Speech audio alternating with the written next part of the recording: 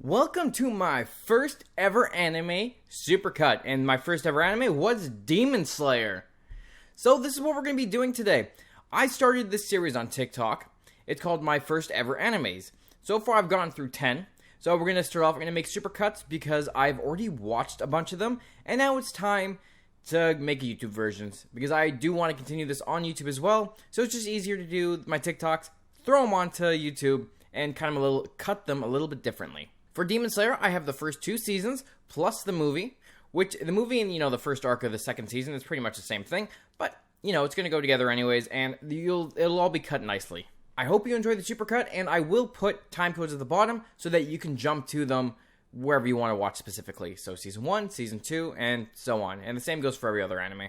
I used to hate anime. I would never watch it. I refused to. I was so stubborn. I wouldn't give it a chance. And then I finally did. And I am going to say I was completely wrong. I should have given it a chance all those years ago because I was amazed. I watched the anime Demon Slayer and I was hooked from episode 1. I was so blown away from how the writing was, the music, the art, everything. I fully expected on that first episode when he went into town for his family was that one of his siblings was going to follow him and they were going to end up dying during that travel. Instead, he comes back to his family who have been obliterated by a demon and they're all dead except Nezuko, who's actually been turned into a demon. And I was like, as soon as I saw that scene, I was just like, holy shit. I was not expecting that, and now I need to watch more anime. Like, holy crap. Love this art style, though. I love whenever they're fighting, how Tanjiro's blade kind of goes with the water, and it looks so cool. I really like his motivations as a character for always wanting to save his sister and wanting to turn her human, but also feeling bad for the demons because they weren't always monsters. And I can't wait for Season 2 and where it goes, because everything right now has got me hooked. I need more now. That movie was a work of art. It was beautiful through and through. All the fight scenes just looked amazing. And after not watching Demon Slayer for a while, it reminded me how much I love this anime. I love how it starts off with Inosuke being so memorized by the train because he's never seen a train before. I always laugh my ass off when I see that. Plus, later when Zenitsu finds out that there's demons on the train, he freaks out. I love Zenitsu's freak out, and I love that he's in love with Nezuko too. And of course, that brings up a lot of stuff later in this movie / this arc. I really liked Rengoku's introduction, but it really sucked in the end that he died because I'm like, I would have loved to learn way more about him. And I like how the train arc, the first episode of it showed us how he got there and also gave us a little tie to his father saving the old woman that worked at that train station when he was younger and a Demon Slayer. But I love how they meet the first 2 demons and Rengoku just slashes them. 1 hit, done. Easy peasy, lemon squeezy. They ain't shit. But that movie was a 10 out of 10 movie, and I'd watch it again. The art was amazing. Everything was beautiful about it. It was just a really good written movie. I really like the whole dream sequence aspect because I like how they were put to sleep by the demon and like these kids were going in because they want to have forever dreams. But I love each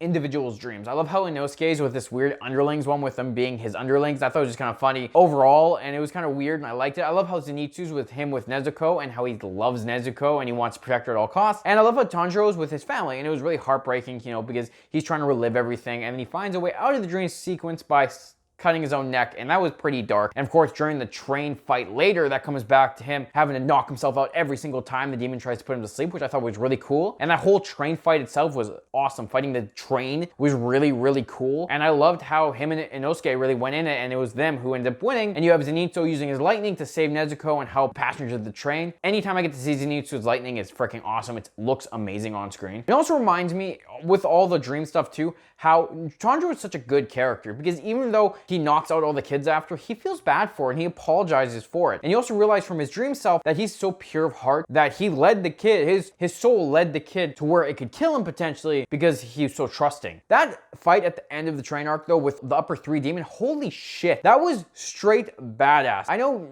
Tanjiro was beat up and he almost died. He got thrown off that train like a goddamn ragdoll, but Rengoku saved everyone, and then he goes in to fight the upper 3 demon. And that demon and Rengoku, that fight was so epic. The visuals, everything looked amazing. I like how Inosuke wants to go help, but he knows if he goes to help that he'll get in the way because he's not fast enough, which I thought was really cool. And it really sucked that Rengoku died, and that fist through the stomach was like, holy shit. And I really thought he was gonna kill that demon, and then the demon still ended up getting away in the end, which was like, oh, okay, I know that'll come back. Eventually that'll come back. So I love how Tanjiro throws his sword with the last little bit to stab the demon while he's running away and he wants to fight him. I thought that whatever was gonna happen, that he was gonna stall him enough so that the sun killed him, but it was pretty cool and a really emotional ending. And I loved how when Rengoku was dying, he looked to Tanjiro and he told him he believes in all of them. And he even believes in Nezuko. And I think that is awesome. We have the gang, and I feel like they're gonna be so epic going forward, and I cannot wait for more of this series.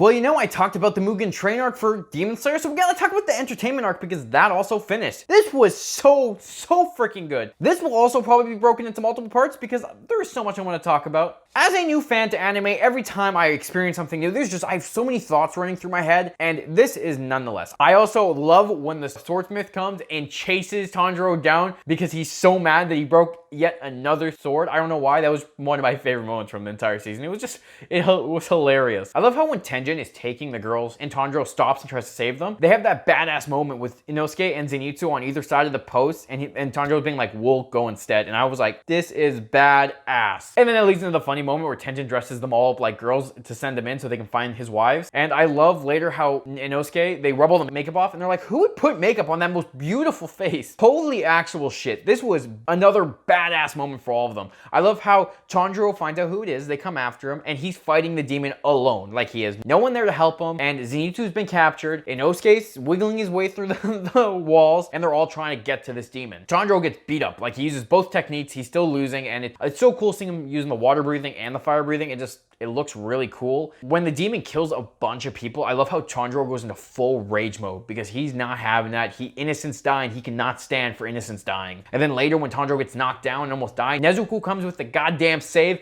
and beats the living crap out of that demon, and then goes full Hulk mode and turns into this most powerful demon she can and starts wailing on the other demon. I thought it was really cool. And then when it turned around and she almost attacked a human because of the bloodlust, I was like, holy shit, is this gonna be the moment where Tanjiro has to either sacrifice his sister or his own life because she's gonna kill someone? And luckily Tanjiro comes in the last moment saving her. But I love how through the fight too, you have Zenitsu coming in for the save with the full lightning mode.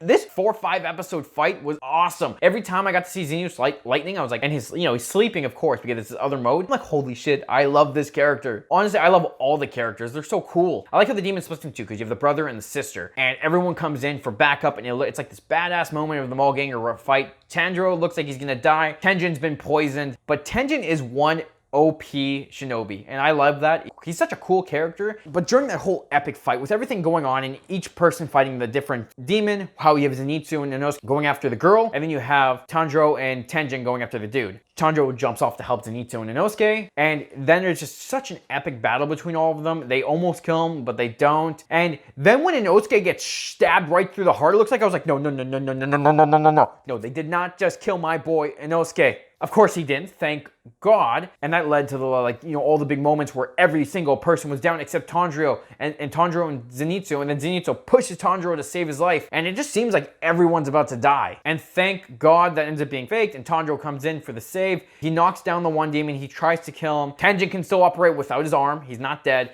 Zenitsu's not down for the count, and Inosuke had been moving his organs so that he couldn't die. Then when the demon blew up in the end, I was like, I swear to God, if someone's dead, I'm gonna be mad. We have Tanjiro talking to the siblings as they're, disintegrating, and I love this character because he's so caring, even for the people who just killed so many innocents. And I like how Nezuko heals Tenjin with the fire, and I love how when she's doing it to Tenjin, his wives freak out. I'm like, oh my God, what are you doing? And I also like how Tenjin is retiring and says that Tanjiro should be the next Hashira, and I think, yeah, he definitely should. And Inosuke and Zenitsu should also be one because they are pretty badass and they're going to be OP.